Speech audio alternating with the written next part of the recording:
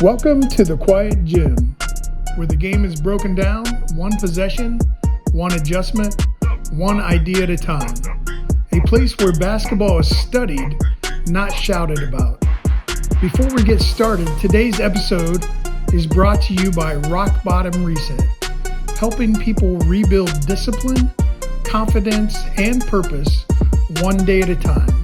Visit rockbottomreset.com to learn more. And now, here's your host, Wyatt Prater. Welcome back to the gym. I'm Wyatt, running solo today.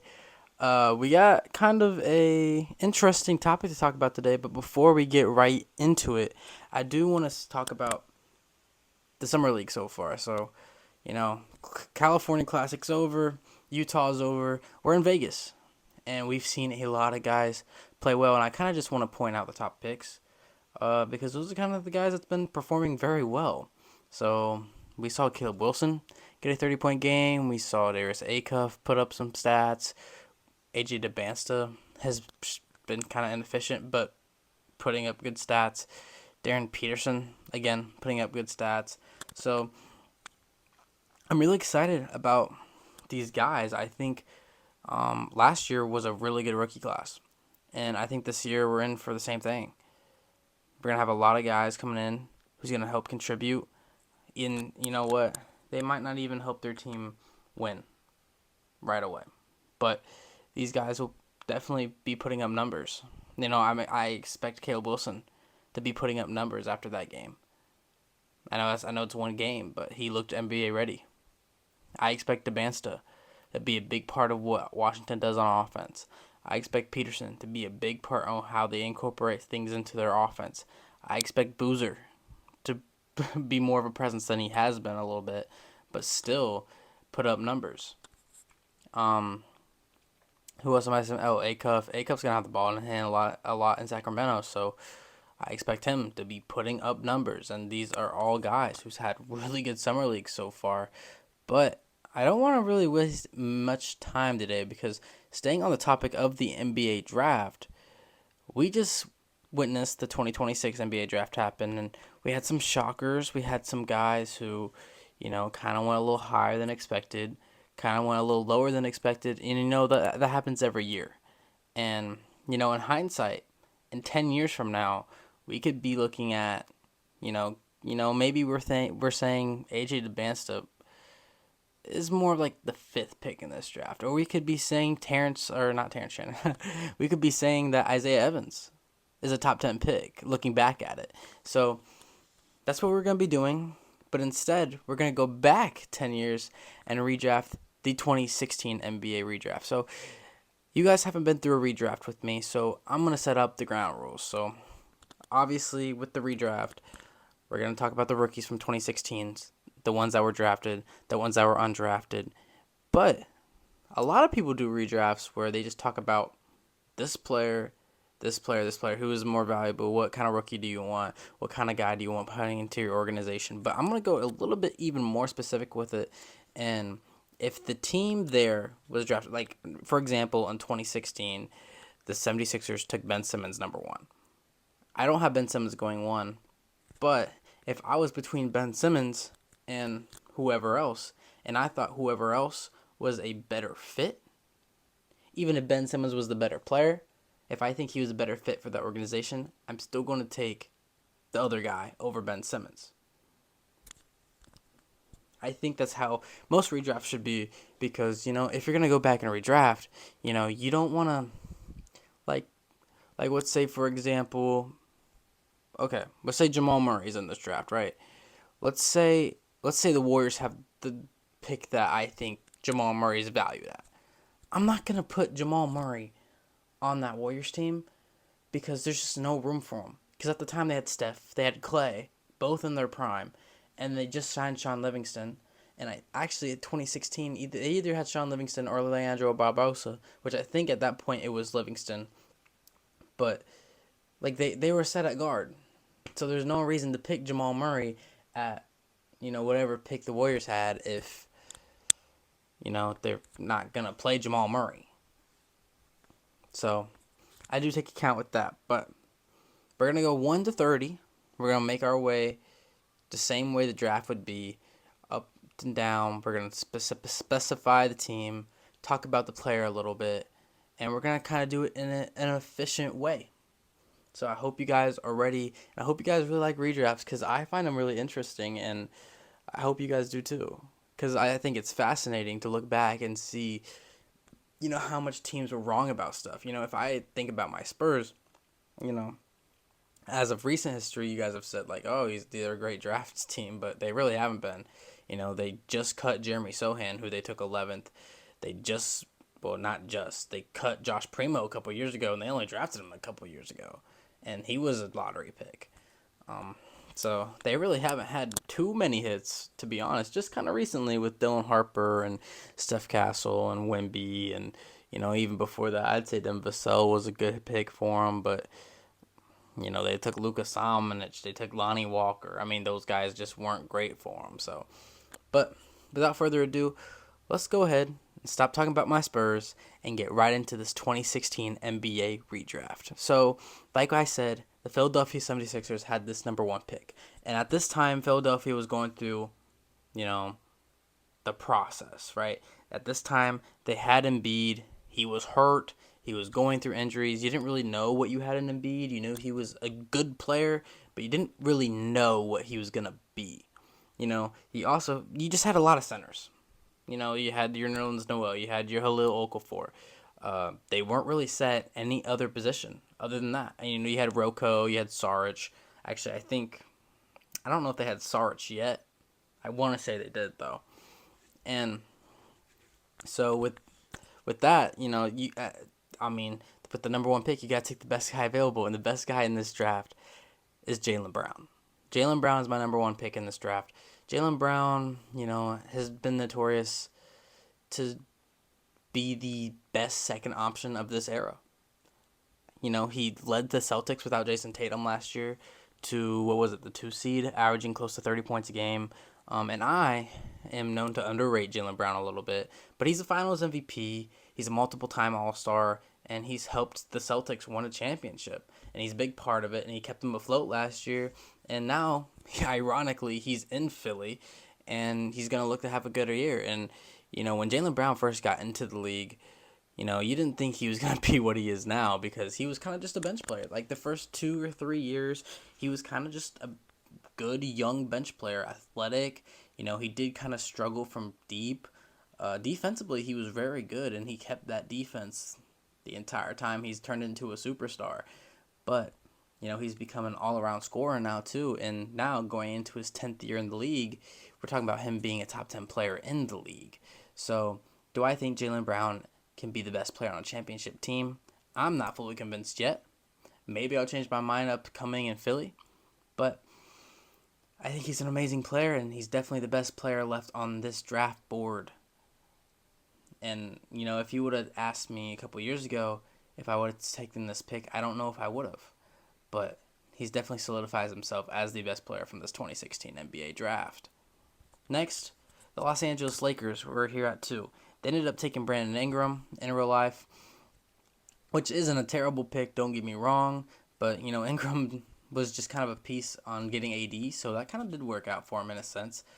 But, the Lakers at this time, I think this would have been the year that Kobe would have retired. This would have been the offseason where Kobe retired, 2016, right? I want to say, yeah.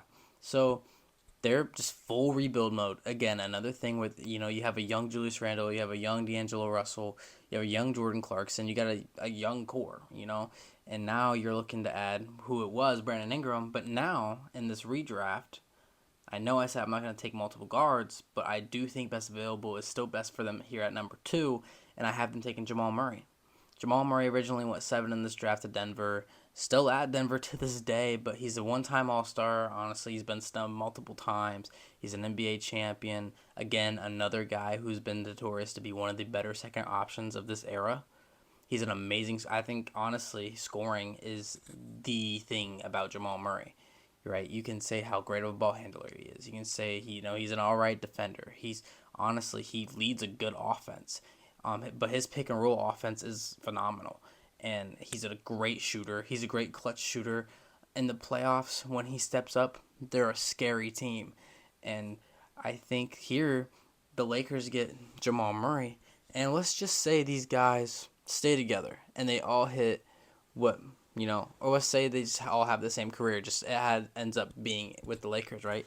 You have an all-star in Julius Randle, you have an all-star in D'Angelo Russell, and then you have an all-star in Jamal Murray, who probably would lead you in scoring out of that core.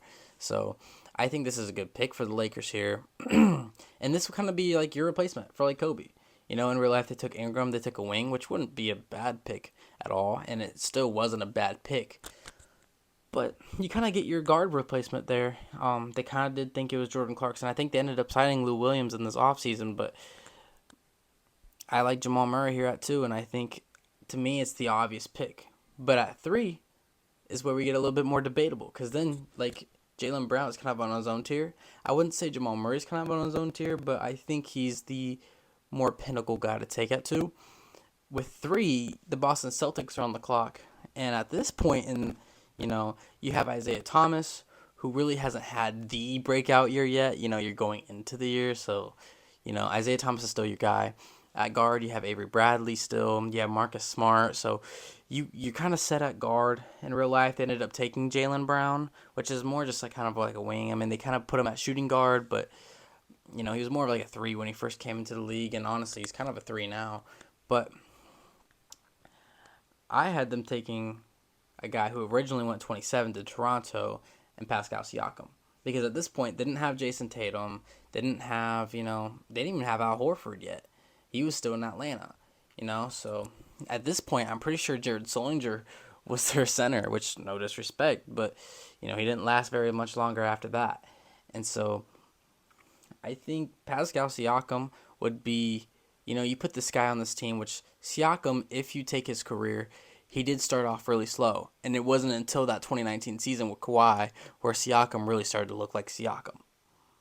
Right? His rookie year, his second year, and honestly even his third year, he looked like he was going to be a role player in this league. And, one of those role players that you don't even know how long he would last. I mean, Toronto fans will tell you that, he had potential, but as myself included, I have seen guys on the Spurs be like, yeah, he's going to be an all-star and end up having a 5-year career because that's how naive you are with your favorite team.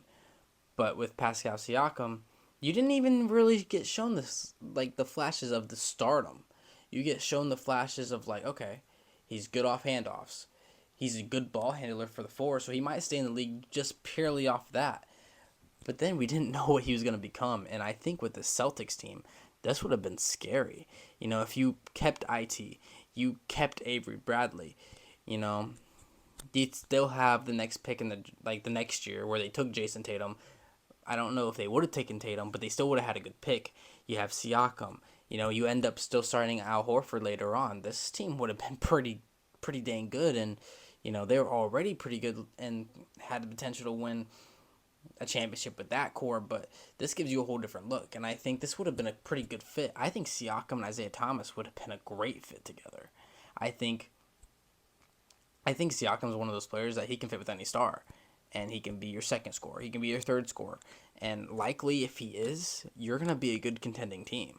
So I think Siakam is a great pick here for the Celtics. And originally at 27th, I got to give my flowers to Toronto for taking him that low, man. You don't usually see an all-star of that caliber that low in the draft. And I think out of all the picks in the draft, he was definitely the biggest steal. But going down to the Suns, this is where we kind of get, because, we talked about the 76ers who took Ben Simmons, who was still an all-NBA player. We talked about the Lakers. They took Brandon Ingram originally, who ended up being an all-star. And then the last pick, Celtics, took Jaylen Brown, who in this redraft so far I have at number 1. But then we take the Phoenix Suns, for example, who had the number 4 pick. They had Dragan Bender. And not to spoil the rest of this video, but Dragan Bender is not even in my first round. Okay, and I only did the first round, so he's not on my list at all. I love Dragan Bender. I do.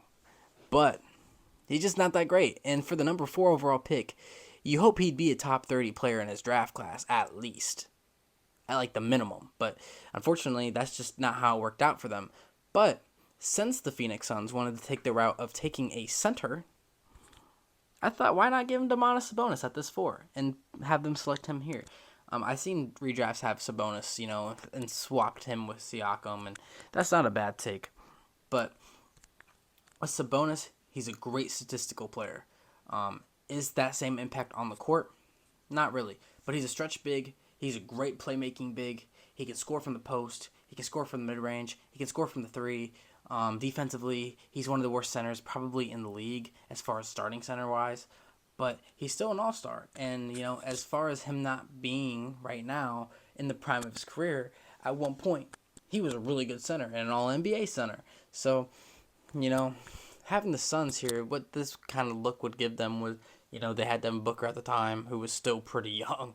But they also didn't have much else after that. TJ Warren, I don't know if they had Tyler Ulis yet, but that was kind of like their young core there, Originally in this draft, they took Dragan Bender. Later on, they took Marquise Chris.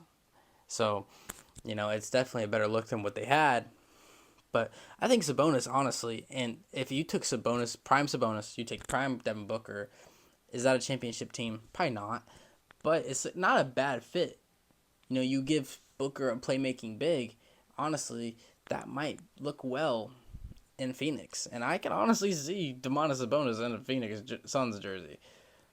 But we're going to move up a little faster, get past that one. Because these first few picks is kind of self-explanatory. Like, these guys are really good. But at number 5, we have the Minnesota Timberwolves, who ended up taking Chris Dunn. And don't get me wrong, Chris Dunn is one of the best perimeter defenders in the league. But, past that, he doesn't really do much else. Offensively, he's not really a asset. And I hate to say that it was a bad pick because I do love Chris Dunn, but it just wasn't that great of a pick at number 5. Better than Dragan Bender, though, so I'll give you T-Wolves fans that. But in this redraft, I do have you taking the guy who actually went number 1 in this draft, and Ben Simmons. If you think about this T-Wolves team back then, you had a young cat who you knew was going to be an all-star back then. You had Wiggins, who you're kind of overpaying, but you're still kind of optimistic about.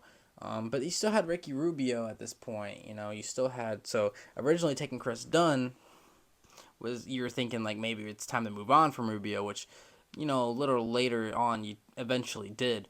But having Ben Simmons on this team would have been nice. If you put him at the 4, let's say... Well, they did have Zach LaVine at this point.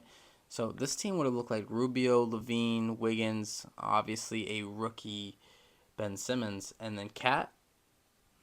That team would have developed to be nice. I mean, Rubio would have been a little older. You would have moved on from him probably eventually. Probably wouldn't have been able to pay all those guys. But let's say you let Wiggins walk. Let's say a big 3 of LaVine, Simmons, and Towns. I like that. I think that's actually potential for a really good team.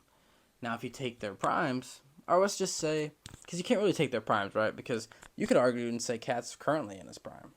But if you take Ben Simmons at his peak, and you take LaVine when Simmons was there, you take Cat when Simmons was there, that still would have been a good team. The problem with Simmons is how long he was there. He was only at his peak for 2 years, and we never even really saw his peak, and now he's out the league. For a guy who was out the league in less than 10 years to be in this top 5 in a redraft, must have been, he was pretty dang good when he was in the league, and he was, until Trae Young. Until Trae Young is what it comes down to. But, Ben Simmons was probably the best defender in the league when he was, playing at his best basketball. He was one of the best playmakers in the league. He could never figure out his shot. But honestly, he moved just like a guard at 6'9". And honestly, a lot of people said this about Wiggins. They said it about OJ Mayo. They said it about other guys. I think Michael Kidd-Gilchrist even got it one time, but that was the next LeBron. But he was the closest thing to actually being the next LeBron that we saw. And, in Philly, he looked really dang good. And, then he got his paycheck. He got booted in the playoffs by Trae Young and the Atlanta Hawks. And kind of just fell off, and right now he's a professional fisher. But with that being said, I think that Timberwolves team would have been nice, and I think this is a great pick for them at number 5. And I look at all the guys I have under Ben Simmons here in this draft. I think I would rather have the couple years of Ben Simmons than these guys long term, assuming these guys have already hit their peak, right? Because they're going into it to the 10th year. But as we talked about last podcast, there's guys like Norman Powell who, hit their peak at 34. So once all these guys, let's say another 10 years go by, this list is going to look drastically different. Because, once you hit this, this way of retirement, these guys are going to look different because longevity. It's valuable to have a guy who's got longevity, and it's part of the reason why Jaylen Brown is over a guy like Ben Simmons. Or let's take Sabonis, right? Sabonis, would I say Sabonis's best basketball was better than Simmons's? Absolutely not. But I would take Sabonis's 5 years of All-Star level over Ben Simmons' 3 and then absolutely non-existence after that. Because even if you don't take Sabonis' All-Star level, there's years where he's All-Star caliber. There's years where he's still a valuable center in the league. And Simmons never had that. Simmons had this slope. Simmons looked like this. He looked like, if you're watching visually, he looked like a slope where you're going positive, you hit a really big peak, and then biggest slope of your life. I mean, it's just a cliff. And that's kind of just what Ben Simmons was. But let's go ahead and move on.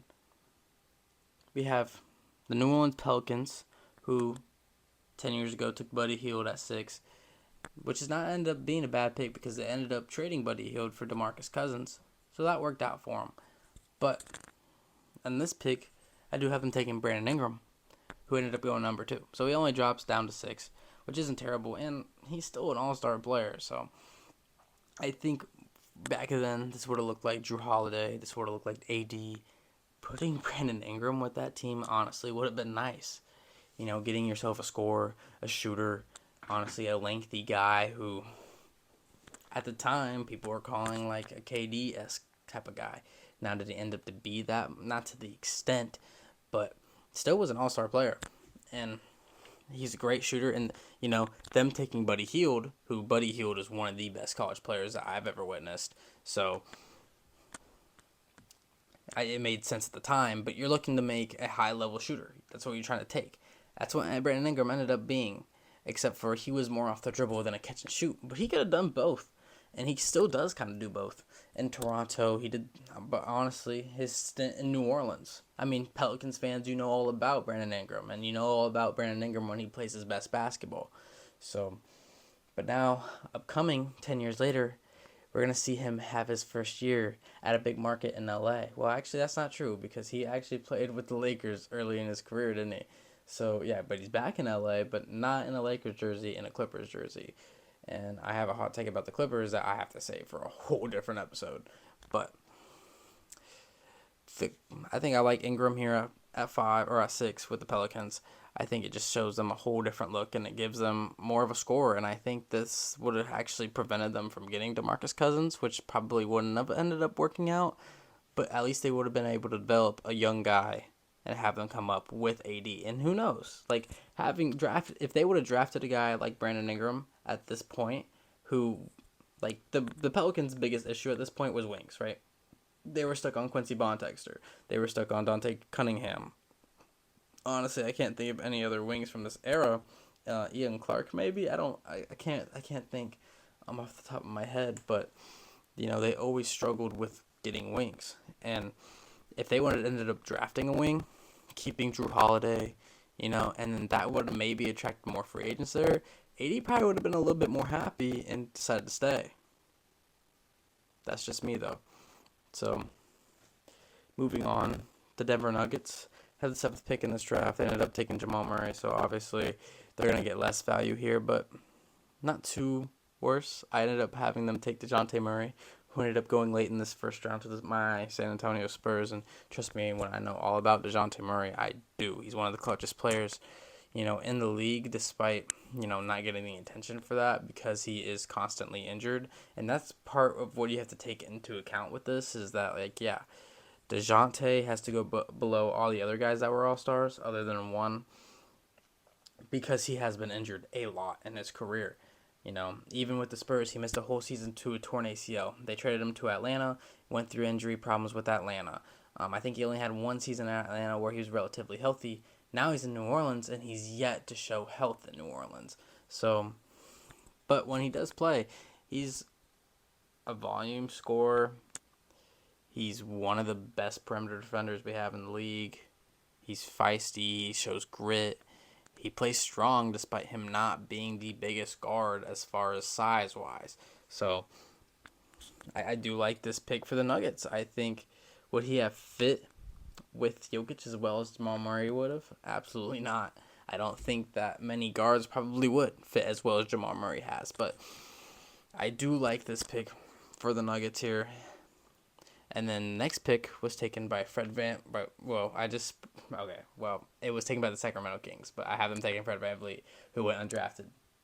And originally, the Kings took Marquise Chris, which I said they ended up at the Suns, but the Suns ended up with him. Y'all get it. Fred VanVleet went undrafted in this, so he wasn't on anybody's radar. But what Fred VanVleet would have gave this Kings team is a point guard. I said he was the only other All-Star on this list other than DeJounte Murray that's went the lowest. And that's because Fred VanVleet isn't really an All-Star level player, but he played at an All-Star kind of season in Toronto. So VanVleet would have gave this Kings team someone other than DeMarcus Cousins, and that's honestly all they needed. All they needed to keep Boogie happy at that point was, maybe give him a sign of hope. Well, Fred VanVleet probably this first year would have been a sign of hope. And honestly, probably not the second. But the third year he would have, and by that time Boogie would have been out. So maybe it wouldn't have mattered. But Fred VanVleet would have been a good addition for him. He would have learned under Rajon Rondo. He would have learned under Darren Collison. I don't remember what point guard was there at the time, but one of them was. So I do like that pick for the Kings. And then for the Raptors, they originally took Jakob Poeltl, which isn't a bad pick. I think that's a great pick for them. I think looking back, 9 is okay for Jakob Poeltl. I don't have him much lower on this draft, but I do think there's one other center better, and I do agree that at the time they didn't need a center to draft, so I ended up taking Ivica Zubac, who originally went 32nd in this draft. Zubac has been a great player, especially when you look at his times at the Clippers. Not firstly, but once he got his bag, it wasn't that huge, but he ended up playing very good for him. And, he was a double-double machine. I had him on my fantasy team, and it made me very happy because he always got stats, and that's kind of what you get with him. You get about 10 points. You get about 12 rebounds. He's probably going to be top 5 in rebounds in the league when he's healthy, and he has the potential to elevate this Indiana Pacers team to another level next season because he's just overall a better center than Miles Turner as of right now. And as of the last season that Miles Turner was in Indiana. So I think the Raptors, as far as what they would have looked like, you still would have had Lowry back then. You would have had DeMar. At the time, you had Valanciunas, but this would have gave you a backup center. Zubac kind of came in the league and not right away contributed, but was still a backup center on a bad team. But in that second season hit, he became a solid rotational piece. And then once he got to the Clippers, he elevated his game, but that took a couple years till that happened. So who knows where he would have ended up post, draft and post a couple years after he had, maybe asked for money that he didn't deserve. Who knows what route these go, right? But moving on to 10, we see another guy. And this is actually the first guy on the list who's actually retired already.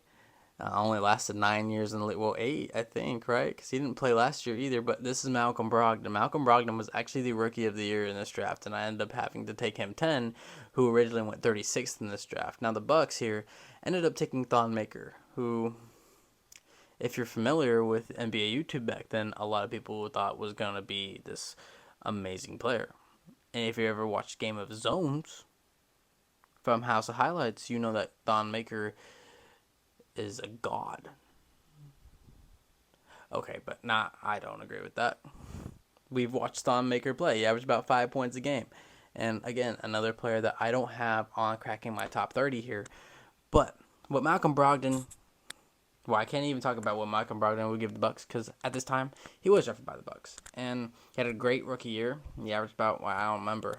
We have to look it up here for a second, but I'm gonna guess about 10 points a game this year. I mean, but he was a great. I mean, one of the great things about Brogdon, his rookie year, was that he was a great facilitator right out the gate, and he played with a lot of speed, and he played at the way that the Milwaukee Bucks would have liked. The problem with Malcolm Brogdon is he came in the league at 24.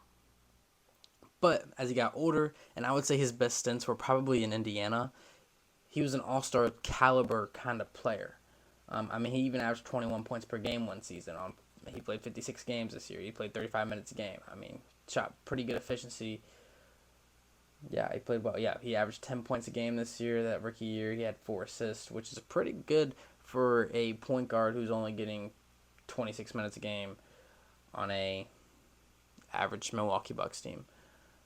But yeah, he definitely showed signs. Now, it's shocking to me that he already kind of retired, but he did show a story of like he just knew it was done. So, you got to call it quits at that point. But yeah, Malcolm Brogdon was a great pick for the Bucks here, but he didn't get selected here at 10. He got selected at 36 to the Milwaukee Bucks. So there's not much to really say there. But I think looking for a guard there is probably the move. Other than Thon, like I honestly, yeah, your center at this point was probably John Henson or Greg Monroe. So yeah, I understand looking for a center. But at some point, you got to take best available. And the next center the next center taken off the board was the next pick in Sabonis. But I'm not quite sure. I understand the thought process with Thon Maker, and there's a lot of upside with Thon Maker, but I would have personally probably tried to take a guard and attack the center in free agency, not knowing what free agent was off the top of my head. But let's go ahead and get to the next pick. With the Orlando Magic originally took Domantas Sabonis, and unfortunately in this redraft, Sabonis is already gone. So I have them taking Jakob Poeltl. Again, another center. This guy, another foreign center. This is a guy that can learn under Nikola Vucevic. And one of the biggest problems that we have seen with the Orlando Magic of most recent years is their centers suck. And I'm sorry, Wendell Carter Jr., and I'm sorry, Orlando Magic fans. Wendell Carter is not going to get it done. I know he had an amazing playoffs. Well, I'm not going to say amazing, but he had a good playoffs. And I don't disagree that he did. But he's more of a bench center. He's more of a guy you can split minutes with your starting center. So I think, if you ended up with Wendell Carter still somehow and you had Poeltl, your team would be so much better. Because you don't have that defensive liability in Mo Wagner coming off the bench. You don't have Goga Batadze, who only looks good when there's no other center playing for you that night. And then before that, when Vucevic was there, they never really had a good backup center. So this would have, assuming Poeltl would have stayed, this would have helped them big time. And I think this is a good pick for them. Now, if they wouldn't have traded away Sabonis, they wouldn't have had the same problem. But I understand, Serge Ibaka is a great player. He's an amazing player. And I honestly would have made the trade back then too. But moving on, we have the Utah Jazz. And here, I'm not too fond of the pick I do have because I don't want him going over some of the guys I do have him going over. But this is one of those things where it's like longevity hits in, kind of how he played at the beginning of his career compared to now. And it's Buddy Hield. I have Buddy Hield here at 12 to Utah, who originally went to 6. The original pick was Taurean Prince. Buddy Hield is kind of like at Utah at this point, they were very mediocre, right? You had Gordon Hayward, you had Rudy Gobert, you had Derek Favors. That it was a very team. But something that you didn't have was 1, a playmaking point guard, and 2, a reliable shooter and scorer. And Buddy Hield, as we saw in college, and as we saw younger in his career, that he was a very reliable shooter. He was a pretty good scorer. And honestly, he's been a very good rotational player ever since, until maybe last year where he kind of fell out. So I think this would have been a good pick for Utah. I think this would have been honestly a perfect fit for Utah if they got to. But looking back, if you think about when this draft happened, there's no way Buddy Hield would have dropped to 12 because, like I said, he's one of the best college players that we've ever seen. So the only thing holding him back was size, his question with age, his he's very one dimensional with his jump shot, obviously defense, and just the things like the current Buddy Hield has. But I do think this would have been a great pick for Utah at 12. But at 13, Phoenix is back on the board, and they took the worst pick in the draft here with Georgios Papaionis. And I don't even know if I said that right. I just said it with a lot of confidence, so it sounded right. Papaionis, the most I can tell you about Papaionis was that he was a white center who did white center things and got very little minutes for the Phoenix Suns and Sacramento Kings. And at this point, the Kings and the Suns were the most laughable franchises in the league. I'm sorry, Kings Suns fans. But Karis LeVert here at 13 would have gave them a different look because it kind of would have gave them something similar to what TJ Warren got them and just another scorer. Someone to take the pressure off of a 20-year-old Devin Booker. And that would have been extremely helpful for that Phoenix Suns team back then. But Karis LeVert's a great player. He's had a great career. Obviously he performed well in Brooklyn. He also performed very well in Indiana. I was very impressed, more impressed than most people with his stint in Cleveland. And now, last year in Detroit and now going into Milwaukee, God bless his soul for having to go there. But he's been a very good scorer, honestly, an all-around scorer. He's been a very good bench player, a great six-man for playoff teams. And I think that, if he was a Phoenix Sun, maybe his career would have panned out a little differently. Originally, he was the 20th pick in this draft. So, they could have reached and got him, but, Papaionis is just too good to pass up. With this next pick, the Chicago Bulls are on the clock, and I ended up having them take a guy who ended up on their team anyway, not his rookie year, but eventually in his career. And this was an undrafted rookie who ended up actually playing his first couple years in the G League, and that's Caruso. This is a great pick. This is one of the better guys. This is a guy that you need to have on your playoff team. A guy who's going to bring you instant defense. A guy who's going to bring you decent shooting. He's showed this year to be a really good shooter. And, offensively he doesn't bring you much. But if you look at the Chicago team back then, it was Jimmy Butler. This might have been the year going into having D Wade. I really wanted to give them a center, but there really isn't any at this point on the board. So I ended up having them take a defensive-minded guard, which would honestly help them, because if it was the year going in with D Wade, it would have been the year also going in with Rajon Rondo, which means that they had a very good defensive backcourt. And adding Caruso to that, maybe not to start his first couple years in the league because he was a G League player, but, in his first, he could have learned and been an even better defender. Can you imagine Alex Caruso as an even better defender? That might be the best perimeter defender in the league, or not even in the league, in history of basketball.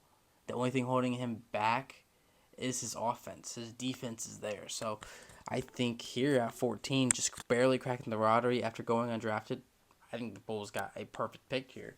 And moving on, the Denver Nuggets at 15, I had them taking Malik Beasley. Malik Beasley holds the season record for the most threes by a Minnesota Timberwolf. Actually, I don't think that's held anymore. I think Anthony Edwards took that last year. But he did at one point. And, with his last year in Detroit, he averaged 15 points a game. Now, unfortunately, his career in the NBA is probably over because of gambling issues. But in his short stint in the league, which was about 9 years, he played very well. And I think with Denver, this would have been great, assuming they had DeJounte, Jokic, Kenneth Faried. This team wouldn't have been contending, but it would have been a good place for Malik Beasley to go. And He showed a lot of flashes, and I think that he's the last one on this kind of tier. I think he's what finishes off the top 15 by clear.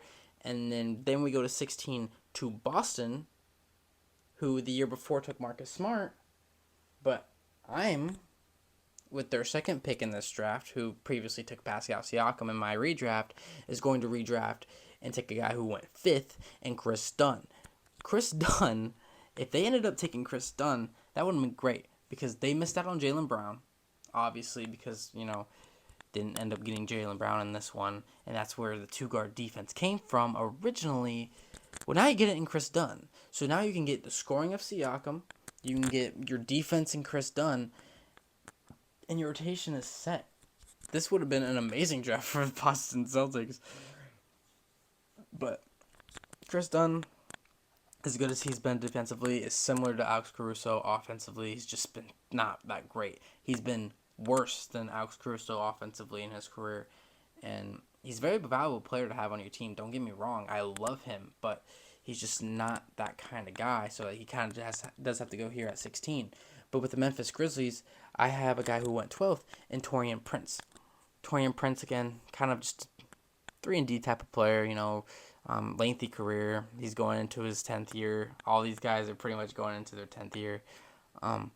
He's going into Detroit. He might get minutes, he might not. With them losing Tobias Harris, they're losing a veteran wing, and so they might be looking for that with him. He had an okay year in Milwaukee. The year before that, he had a decent year in Milwaukee. He's kind of had his ups and downs in his career. Definitely was better when he was younger, but I think here with Memphis, putting him in a grit and grind system probably would have been pretty good for him. At 18, I had the Pistons taking an undrafted rookie, who a lot of people don't have in their redraft because I don't think they realized that he was actually in this year. Is Derrick Jones Jr. He's been obviously the thing that stands out about Derrick Jones Jr. in his career was his long stint in Miami and his athleticism. And yeah, his hops are insane. He won a dunk contest. He's had many in-game dunks that have been insanely impressive. But the most important thing about Derrick Jones Jr. is his defense. It's part of the reason why the Dallas Mavericks were able to go to the finals in 2024, because they had a guy with his defensive presence. And, since going to the Clippers, he's kind of shown that as well. But I think 18 to the Pistons, Derrick Jones Jr. maybe would have been lost in Detroit, but as far as value and the players left, he's the best one. So I had them taking best player available, and that is Derrick Jones Jr. Next, the Denver Nuggets, back with another pick. Originally, they took Malik Beasley at this pick. Well, they already took Malik Beasley in this draft. So here at 19, I have them taking Dorian Finney-Smith. Finney-Smith, honestly, I would love to see him play with Jokic. Probably 3 years ago, because Finney-Smith just isn't that anymore. But great defender, great 3-and-D player. I think defensively he doesn't give enough credit. I think he's a way better defender than most people make him out to be. He's a 3-and-D player. His three-point shot isn't really that great, but I think a Jokic center would have helped him out a lot more, rather than having to play with Luka, who's kind of a ball-dominant guy who doesn't share the ball, despite getting 10 assists a game. Okay, here at 20, you guys might disagree with me, but I have Daniel House. In 2020, Daniel House actually had a really good year, and then he started demanding for money, and it just didn't go well. So the Indiana Pacers originally took Karis LeVert here, but Daniel House was a great player for one season, and I think if he actually had the right team, he would have continued to be a pretty good NBA player. So I put Daniel House here at 20. I got to kind of go through these fast because I'm running out of time, but here at 21, I have the Atlanta Hawks taking Georges Niang.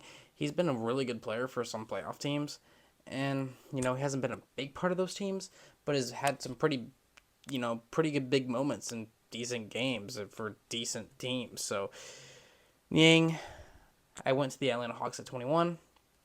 At 22, the Charlotte Hornets ended up taking, or I have them taking, Gershon Yabusele, who actually had one really good year in Philadelphia, but honestly, past that, his NBA career has been kind of But that 1 year kind of goes over everybody else. So I do have Yabusele here at the 22 to the Hornets, and I think he kind of gives them another depth piece behind Nicholas Batum at this point. At 23, the Boston Celtics are back on the court, or back on the clock, so I give them a center because it's about the only thing they haven't taken yet in this draft in the first round. So I haven't taken Damian Jones, who ended up going to the Golden State Warriors at 30. Damian Jones has been a pretty decent, all around NBA player. They had a lot of center depth at this point, so this just adds to another young center. At 24, the Philadelphia 76ers have them taking Gary Payton the second. Again, another guy who's just really good defensively. Offensively just isn't there, but he hustles very well. He's had some pretty decent years. He was an undrafted guy. Kind of has the chips on his shoulder. For Philadelphia is just another guard, because they didn't have many guards at this point during the process, but it's just a guard that they can try to just make their next guy. So at 25, the Clippers have them taking Damian Lee. This is just like a rotational guy. He's a guy you can be reliable for 5 years to get you about 7 points a game if you need him to get like 18 minutes a game. There's nothing that really stands out crazy about Damian Lee. Definitely a better pick than Bryce Johnson here, but again, it's just kind of value you get at 25. At 26, the Philadelphia 76ers are up again. I gave him Juancho Hernan-Gomez. Again, another guy who's just a rotational guy, just a rotational piece, a wing who's just like an okay scorer and okay everything else. But we'll see. Originally, they took Furkan Korkmaz. At 27, the Toronto Raptors take Timothy Luau Caparo, who originally went, I think, 24. That's right. And just another rotational guy. He didn't last as long as Juan Hernan-Gomez or Damian Lee, but had decent years in Brooklyn and Philly. The Suns, I had them taking center depth, and originally they took Scalo Bissiere, so I'm going to have them take Scalo Bissiere again. There's no change here. He was a decent center. He's been in and out the league a couple times. I had the Spurs here taking a guy who they ended up signing undrafted, which was Bryn Forbes. He had like 3 seasons where he averaged 10 points a game for him. He started in like 2 of those seasons, was a ball handler. The problem was, as soon as he left the Spurs, he just wasn't as good as he was, and just wasn't a very good defender in the first place. So this makes sense to have him going to the Spurs here, because this is where he even played his best basketball. And then at 30, I have them taking Furkan Korkmaz to Golden State Warriors. I think Furkan Korkmaz, if he went to Golden State, would be a whole different player. Would be like the equivalent of Amari Caspi over on Golden State, but like if it actually worked out. So that's my redraft. I'm sorry those last 10 picks had to go really fast, but you guys didn't really need to hear about those in detail anyway. But until next time, hopefully I have a better segment for you guys, but we are in the midst of like the offseason where there's not much happening. But hopefully by then, LeBron is signed, and we can talk about that. But until then, peace.